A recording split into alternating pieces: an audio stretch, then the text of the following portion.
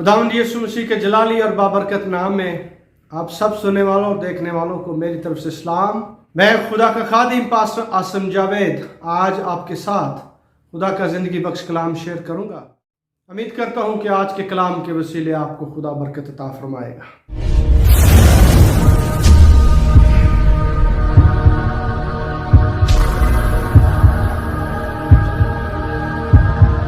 Subscribe to our channel by clicking the subscribe button. Click the bell button and enjoy the latest uploads from our channel. आज का हमारा मजमून एक सवालिया सूरत में है। सवाल यह है कि क्या सुई के नाके में से ऊंट गुजर सकता है? मेरे अजीजों, क्या आप सोचते हैं कि जो सुई जिसे औरतें कपड़ा सीती हैं उसमें से धागा तो बड़ी मुश्किल से गुजरता है, क्या ऊंट गुजर सकता है? आए आज इस वीडियो में आपको तफसील बयान करता हूं कि कौन से सुई के नाके में से ऊंट गुजर सकता है और किस सुई के नाके के बारे में खुदावंद यीशु मसीह ने जिक्र किया था। मैं उम्मीद करता हूं कि आप सब बरकत पाएंगे। मेरे अजीजों, जिस सुई के नाके का जिक्र खुदावंद यीशु मसीह ने किया, अगर आप पुराने अहदनामे का मुतालिया करें तो आपको शहर यरूशलेम का जिक्र मिलेगा। और शहर यरूशलेम जो पुराने अहदनामा में थे, उस शहर के 12 दरवाजे थे, 12 फाटक थे उस पर। उनमें से एक फाटक के दरवाजा नहीं था। 11 पर फाटक थे, एक पर कोई फाटक नहीं था। वो बहुत छोटा दरवाजा था। उस दरवाजे का नाम, उस फाटक का नाम मोरी का दरवाजा भी था और उस फाटक को सुई का नाका भी कहा जाता था। और अगर आप मकाशफा की किताब उसका 21-22 आयत का मुतालिया करें तो उसमें भी हमें शहर यरूशलेम का जिक्र मिलता है और उसके 12 दरवाजों का जिक्र मिलता है। 3 मशरक, 3 शमाल, 3 जनूब और 3 मगरब की तरफ।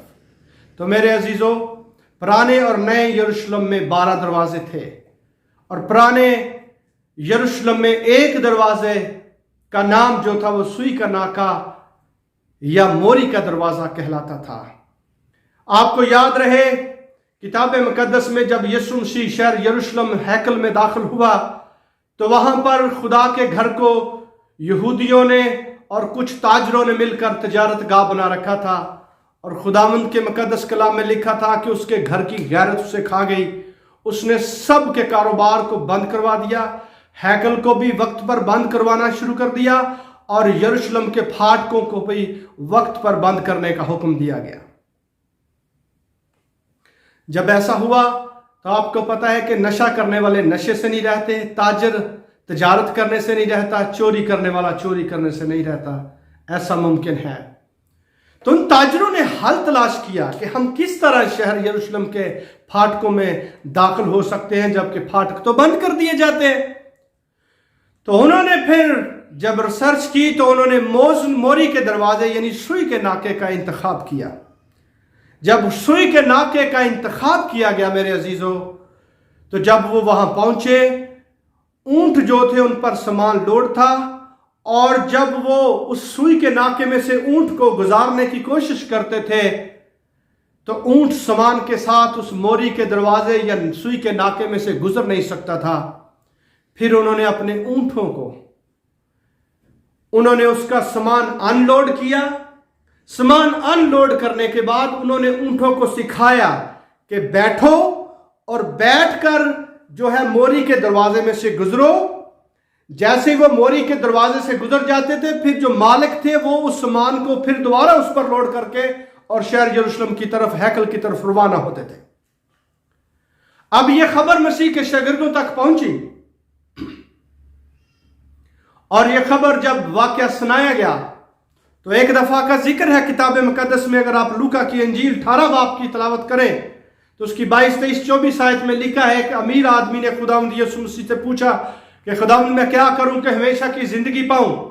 तो यीशु मसीह ने उसे कहा कि क्या क्या करता है ऐसा? उसने कहा जी मैं ये भी करता हूं। फिर मसीह ने कहा तुझ में एक बात की कमी है, अपना सब कुछ बेचकर गरीबों में दे दे اور یہ بات سن کر وہ چل دیا اور اس نے ایسا نہ کیا.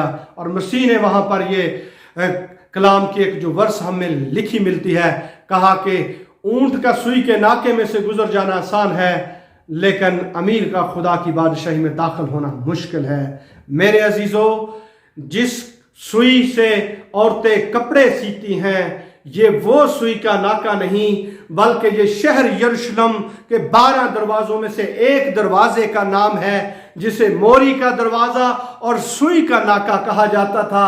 جب یہ واقعہ مسیح تک پہنچا اور مسیح نے اس واقعہ کی تائید کرتے ہوئے کہا کہ سوئی کے ناکے میں سے اونٹ کا گزر جانا آسان ہے، میرے عزیزو، میری اور آپ کی عقل اس بات کو آج بھی تسلیم نہیں کرتی، لیکن ہم قول حق اور خدا کا کلام سمجھ کر اسے تسلیم کرتے ہیں. ہمارا خدا ایسا نہیں ہے کہ جو ہماری عقل کے خلاف جا کر بات کرے. وہ اگر کرے گا تو وہ معجزہ بھی کہلاتا ہے.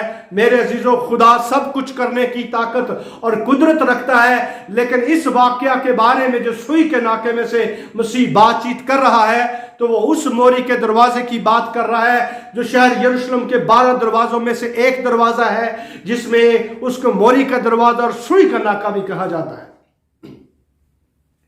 اگر کسی کو اس بات پر شک ہو اور وہ کہے کہ ایسا نہیں ہے، اونٹ کیسے سیکھ سکتا ہے، تو میرے عزیزو، آپ دبئی میں چلے جائیں یا سعودی عرب میں چلے جائیں، وہاں پر آپ کو بہت سے اونٹ ملیں گے. اور آپ ڈیزرٹ سفاری میں جائیں، وہاں پر اونٹوں کے اوپر اگر آپ بیٹھنا چاہتے ہیں تو اونٹ کو اس کا مالک حکم دیتا ہے کہ بیٹھ جا تو وہ بیٹھ جاتا ہے، اور اگر اس کا مالک اسے حکم دیتا ہے کہ اٹھ جا تو وہ اٹھ جاتا ہے. تو اس طرح ہی اس وقت بھی ایسا ہی ہوا کہ انہوں نے اپنے اونٹوں کو ٹریننگ دی، انہوں نے اپنے اونٹوں کو سمجھایا کہ اس موری کے دروازے سوئی کے ناکے میں سے کیسے گزرنا ہے.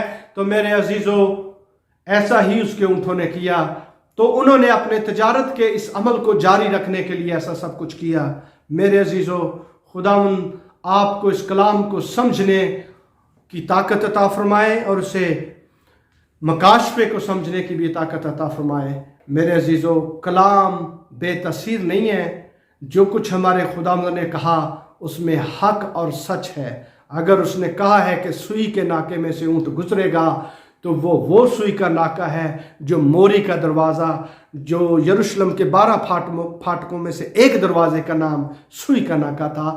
اس کی بابت خداوند یسوع مسیح نے اشارتاً یہ کہا تھا کہ سوئی کے ناکے میں سے اگر اونٹ گزرتا ہے تو امیر کا خدا کی بادشاہی میں داخل ہونا مشکل ہے. میرے عزیزو، خداوند آپ کو اس کلام کے وسیلے بہت زیادہ برکت عطا فرمائے. امید کرتا ہوں کہ اس کلام کے وسیلے آپ کو سمجھ آئی ہے. آمین.